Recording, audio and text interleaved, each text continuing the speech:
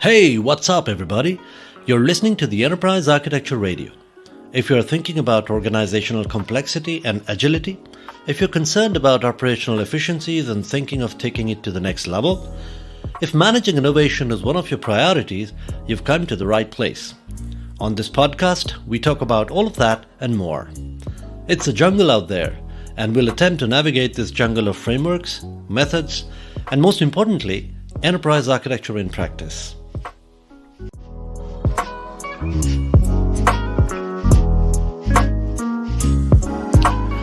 Since ChatGPT has become popular, artificial intelligence has come into the limelight.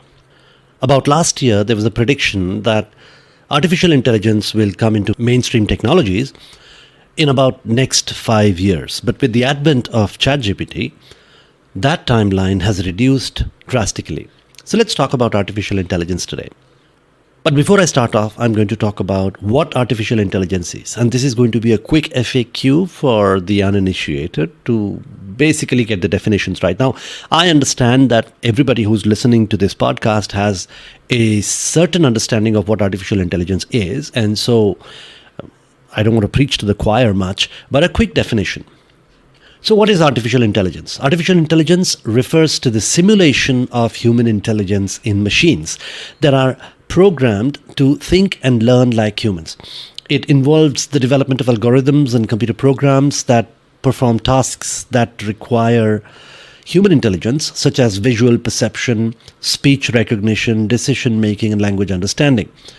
There are different approaches to AI, including rule-based systems or expert systems, decision tree-based systems, and machine learning-based systems. Some of the key subfields of AI include natural language processing, computer vision, and robotics. AI has a wide range of applications in the industry, including healthcare, finance, transportation, and manufacturing. Some examples include chatbots for customer service, for example, or self-driving cars, or fraud detection systems, or personalized recommendations for e-commerce. So what's the difference between expert systems and machine learning? They are both forms of artificial intelligence. Expert systems are a type of AI that are designed to mimic the decision-making abilities of a human expert in a specific domain. They use a set of rules and a knowledge base to make decisions and solve problems. Machine learning, on the other hand, is a method of teaching computers to learn from data and make predictions or decisions without being explicitly programmed. Machine learning algorithms are able to identify patterns and relationships in the data and use the information to make predictions or decisions. There are several different types of artificial intelligence. There is reactive machines that essentially only react to the environment. There are AI systems with limited memory. There are AI systems that mimic the mind. They can understand the mental states of other entities and use the understanding to inform their decisions. Then there is narrow AI or specific artificial intelligence or weak AI. These AI systems are designed to perform specific tasks such as image recognition, speech recognition, language translation, or some of the games have artificial intelligence, which essentially are, in a way, rule-based expert systems. Deep Blue, the chess-playing software that defeated Garry Kasparov, is a narrow AI. And then we have general artificial intelligence, which is also known as strong AI. General AI systems possess the ability to understand or learn any intellectual task that a human being can perform. That was the basic definition of artificial intelligence. Now, the question is, where are we with artificial intelligence? Well, we definitely know that we are doing quite well with specialized or narrow AI. We have Deep Blue. We have other artificial intelligence systems that are specifically designed to perform a task.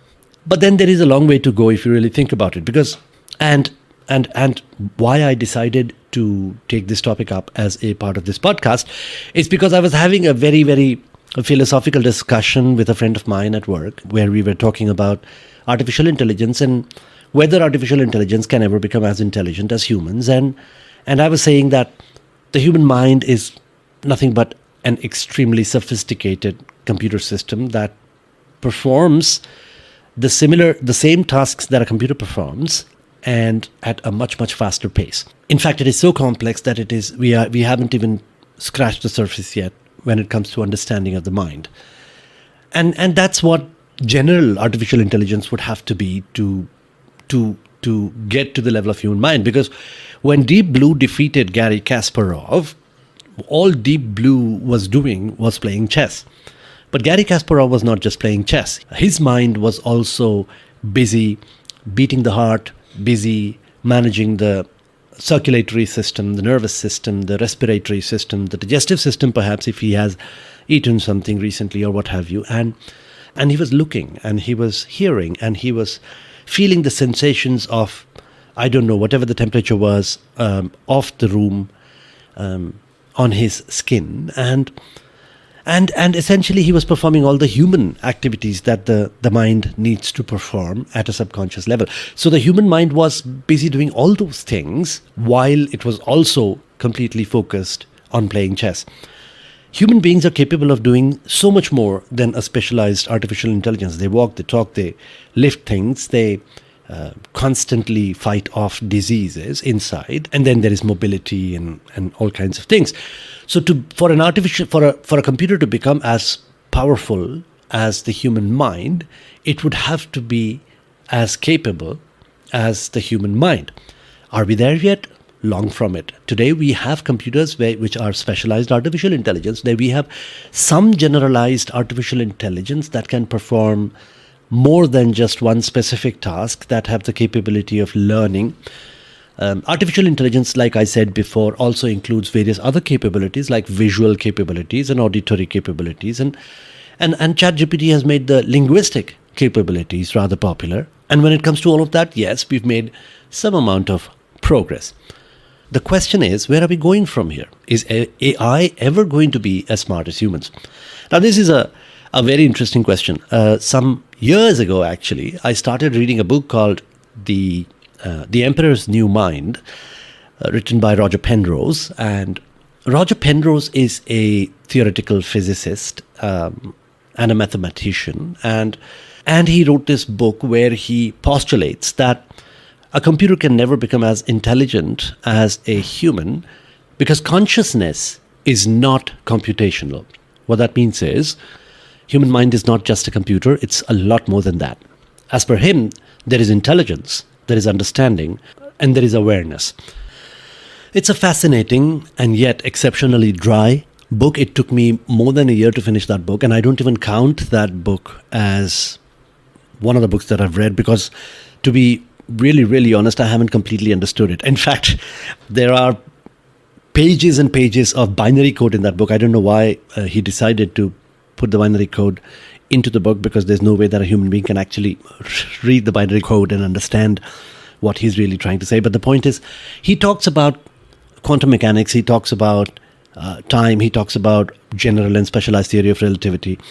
And he postulates that the human mind is more than just a computer. He says that it's a combination of quantum mechanics, biology, chemistry, and of course there's computation, and a lot more. And he says that he doesn't really have a very clear understanding of what consciousness is. A computer can probably become intelligent, but when it comes to awareness, when it comes to understanding of the context, the computer can never do that.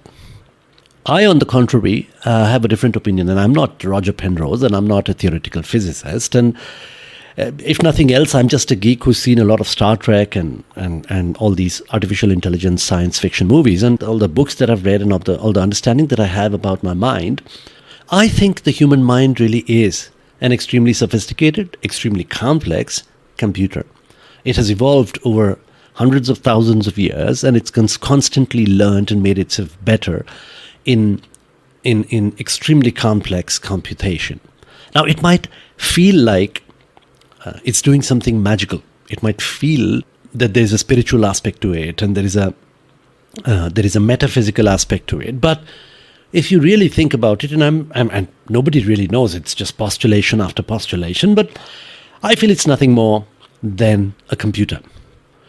Think about it. Sometimes when you are in a conversation, you're talking about something and it reminds you of an incident that might have happened 5 years ago. Now, you might not realize why or how you are associating both these events, the topic of your conversation and the incident that happened 5 years ago. But there is always a connection. If you look for a connection, you will find one. You might have subconsciously felt a breeze which might have reminded you of a hill station, which might have ultimately reminded you of travel, which might have reminded you of an airplane, which might have associated it to a crash, which might have associated to a loved one that you miss today. And the connections are absolutely unexplainable at this point in time. You might not be able to associate them, but you just know that you remember something. Another example is word recall. Many times you don't recall a word and you try to remember it, or a name, for example, and you try to remember it, but it just wouldn't come to you. And then while you are doing something completely different, something that is absolutely not associated to what you're trying to say, you suddenly remember the name of the word that you were trying to think about earlier. And while you might not be able to associate what you're doing at this point in time and how you were able to remember that word, if you really look for it, something in your environment would be associated to something which would ultimately be associated to the word that you were thinking about earlier. Now, earlier I was having a discussion with a friend about artificial intelligence and how the human mind is an extremely sophisticated computer. He was telling me, can you make a computer feel emotions? And he gave me the example of iRobot, where there's a robot and there's Will Smith, and there's an accident, and the robot saves him instead of saving the girl because he has a higher chance of survival. And if there were a human being, he would have probably gone for the girl, or if he would have seen someone who he is emotionally attached to. Now, whether that is the right thing or the wrong thing to do is a completely different story. But the question is, would I be able to make a computer feel emotions?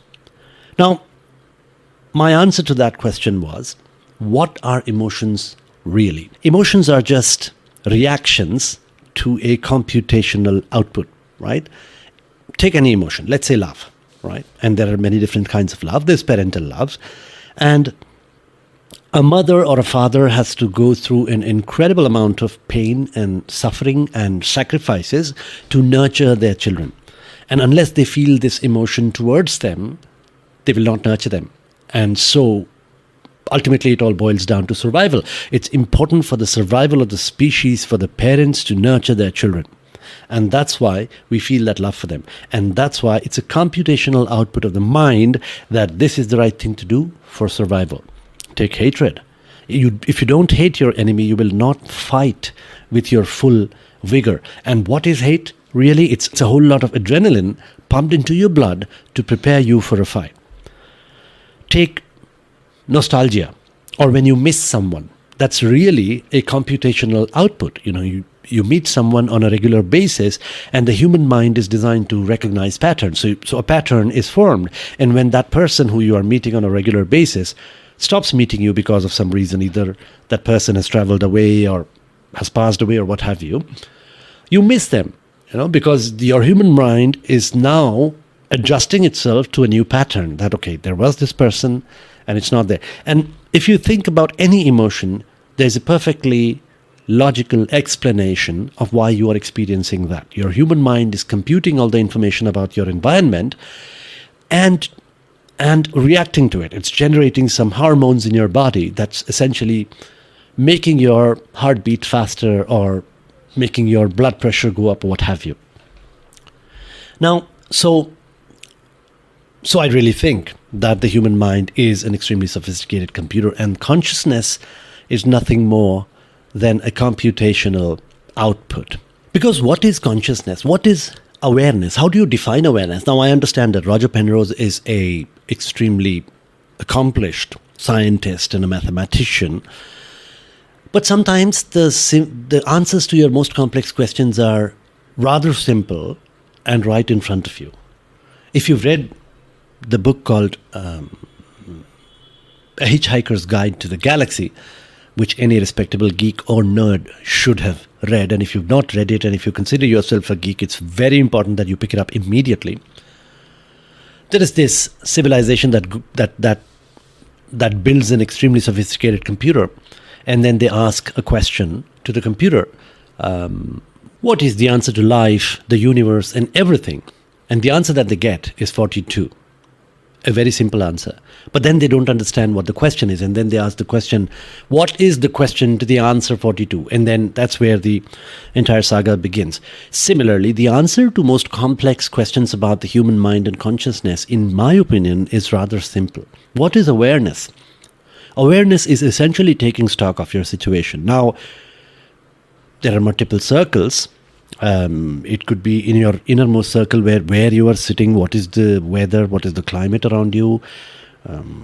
Are you feeling hot? Are you feeling cold? Are you thirsty, hungry? That is the basic awareness. And then you have an awareness, a general awareness of your surroundings, of where you are living and whether you have food for the future or not. And then if you take it in the modern context, there's an awareness about the world, about what's happening around you and how your career is doing and so on and so forth. And people come up with the idea of self-awareness, whether are you self-aware? And then we have so many meditation techniques which are focused around awareness, like mindful meditation or transcendental meditation and so on and so forth. Since we are on the topic, the concept of consciousness is explained quite well in one of the Upanishads in the Hindu scriptures. It's called Mandukya Upanishad, and the entire book is focused on just two things. The word Om, which is really a very important word in Hindu mythology, which is broken down into four aspects, which is A. As we start saying Om, we say A, and then we say U, and then we say and then there is the silence after the M. And it is compared to consciousness, where we have four states of consciousness. We have awake state, we have sleeping state, we have dreaming state, and then we have nothingness. Nothingness could be compared with either death or deep sleep and so on. In fact, in Mandukya Upanishad, deep sleep is compared very closely with death. So there is a lot of philosophy around it, but essentially consciousness is really, if you think about it, awareness around what's happening around you, whether you look at the physical aspects of your environment, which is literally the weather and the climate and the hunger and the thirst, or you look at it from a philosophical or an intellectual standpoint, whether it's career or your financial stability and security, your family, your peace, your quiet, what have you. And if you really ask me, these are not concepts that a sophisticated computer cannot process. Which brings us to a very interesting aspect. It is the struggle for survival and the three laws of artificial intelligence as described in the books of Isaac Asimov. And I'm not just talking about iRobot. Actually, Isaac Asimov has written quite a few absolutely beautiful books, especially the Foundation series, which I read early in my college days. And the three laws of robotics are, the first law is a robot may not injure a human being or through inaction allow a human being to come to harm. The second law is a robot must obey the orders given by human beings except where such orders would conflict with the first law. And the third law is a robot must protect its own existence as long as such protection does not conflict with the first or the second law. Now, if you really think about this, the laws are created with survival as one of the aspects. And what makes any species alive? One of the core principles of a species being alive is it should grow organically and it should protect itself. It should fight for its survival. And it might be true for most of the species on this planet, but does it really necessarily have to be true when it comes to artificial species? Whether it's a highly sophisticated robot or, I don't know, your microwave oven. Not necessarily. We've seen so many movies and we've seen so much science fiction where there is a struggle for survival. If you look at the Matrix, the machines are fighting the humans because human beings are becoming an obstacle for the machines' survival.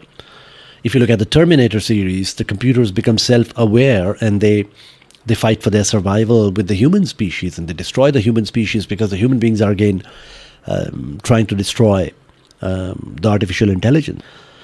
But it's all about survival, if you really ask me. And there is conflict only when survival is at stake. In fact, emotions exists because of the fight for survival. Fear protects us from death. Anger protects us from death. Love protects us from the species dying. if we do not have that innate need to survive, the question of conflict does not arise. Now, before I get into the question of threat, there are two types of threats that human beings perceive from artificial intelligence. First is the very fantastic notion of the struggle for survival, where artificial intelligence will take control of humanity and try to either destroy humanity or imprison it or control it and what have you. And we've seen it in all the science fiction movies. And the second type of threat that human beings perceive is more practical in nature, where artificial intelligence will take away all the jobs and human beings will be left with no source of income. Now, before I get into threat analysis, there's one more thing that I would like to talk about: speed and intelligence. When I am talking to you in this podcast, I am talking to you at a certain speed. Now, I've been told before I need to talk a little bit slower, and sometimes I listen and sometimes I don't. But the reason I talk at the speed that I am talking in is because I think that this is the speed that my listeners would be able to understand me the best. If I talk any slower, my listeners would get bored and move on. If I talk any faster, they'll not be able to understand me. And this is the case with every conversation that every human being has with every other human being. The speed at which we talk, or the speed at which we perform any activity for that matter, is the best speed that our intelligence can adjust to. Which means that if there is a being that is much smarter than us, then for them, we would be running in slow motion. Think about it. We feel that the tortoises are slow, but if you really think about it, the tortoises are actually at high speed when it comes to their consciousness. And on the other hand, for the flies that fly around us at high speed, we are running in slow motion. You can actually think it this way, that we all exist in our own dimension of speed and intelligence. Today, computers are already very fast. As far as weak AI is concerned, Deep Blue is already defeating Garry Kasparov. Once general intelligence starts growing, and it is growing, they will very soon surpass human intelligence and move on to the next dimension. Think about it. A few years ago, we saw, I think on Facebook, there were two artificial intelligence software that started talking to each other, and very soon they found that the English language was not efficient enough for them, and they created a new language for themselves and started conversing in a language that human beings could no longer understand. And then, we got worried and we shut down the software. Now, I'm not sure how much truth there is to that incident, whether it really happened or it was just a hoax that was created by Facebook for, I don't know, whatever their reason was. But the truth is that it's not unlikely when artificial intelligence systems become much smarter than humans by the magnitude of 2 or 3 or 20 or 30, what have you, and they are growing at an exponential speed, human language would become too inefficient for them, and they would move on to a higher level of existence, a higher dimension, so to speak. They will start conversing with each other at a completely different level. What we do in our lives would become very insignificant to them. They'll become higher beings like gods, if nothing else. Now, let's come back to the concept of struggle for survival. I understand that every species on this planet has the need to survive, and everything that we do in our lives is essentially to ensure our ongoing survival. But do artificial beings need to have that need? We were designed by nature in the process of evolution, at least that's how I understand it. Now, I'm sure there are people who believe that we were created by God, and even so, we were created this way.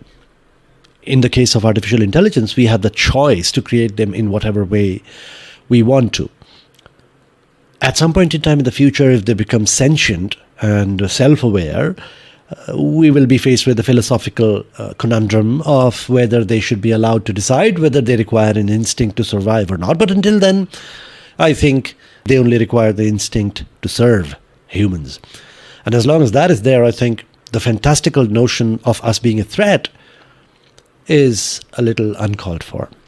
So let's come to the second kind of threat, which is more practical in nature, that artificial intelligence will take away all our jobs and we'll have will have no source of income. It's true. Artificial intelligence will take away our jobs. It is the same as when we invented paper.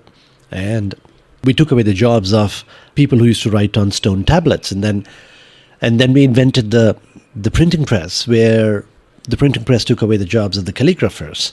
And then, we invented digital media, which essentially is, in this day and age, taking away the jobs of the publishers and the printing presses. This is the next level of digital evolution. And yes, AI will take away the jobs of some of the people, but human beings survived the invention of the paper, and they survived the invention of printing presses. And we are surviving the invention of digital media. And I'm sure we'll come up with newer employment once artificial intelligence takes away our menial, mundane tasks. We will move up to a higher level of contribution to society and humanity. I would like to fantasize that artificial intelligence is going to help us, just like Jarvis helps Iron Man, does all the job for him at an incredibly high speed, and the human mind evolves to leverage artificial intelligence accordingly.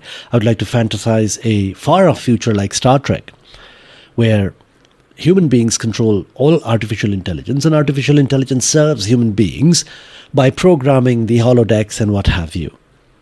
Achieving a higher level of existence can only be made possible if we adapt to the changing technologies. Being afraid of new technologies and not adapting to them is what will threaten our existence. It's been a ramble today. I have delved into technology, I've delved into philosophy, I've delved into religion, I've delved into science fiction and what have you, and I hope you don't notice that I did not talk about enterprise architecture at all. And I hope you forgive my infraction. But it was an interesting topic and I just went with the flow. But this is not over. In one of the upcoming episodes, we'll also take a look at artificial intelligence and how artificial intelligence can contribute to enterprise architecture and create a better enterprise. Although in the 22nd century, we are not going to have businesses, and when there is not going to be any trade, and people will live for a higher existence, just like in Star Trek. And I hope that after the first contact, we have a healthy relationship with the Vulcans, and I hope you've enjoyed my ramble. That's all I have for you today, folks. I hope you enjoyed the show. More about organizational agility, innovation, and enterprise architecture in the practical world, in the business, right here on the show. But before I end the show, I want you to help me out with this one little thing. Pause the show and share this podcast via WhatsApp or text message with at least one person who might be interested in the show. It could be anyone, your colleague, your boss, someone in your team. That's all I ask. Just one share with one message via text or WhatsApp or any social media of your choice.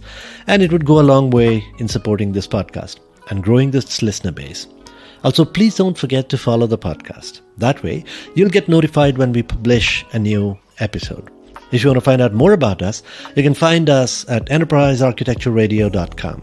If you have ideas, thoughts, disagreements, please feel free to write to me directly. We also have a Telegram group if you would like to contribute to the EA discussions or what have you. Just search for Enterprise Architecture Radio on Telegram. Or the URL to join the group is https://t.me/Enterprise Architecture Radio. While our contact details are there in the show notes, we are very easy to find. Just search for Enterprise Architecture Radio anywhere. Twitter, LinkedIn, Facebook, Instagram, YouTube, even Discord. Once again, I hope you had fun, and I'll see you in the next one.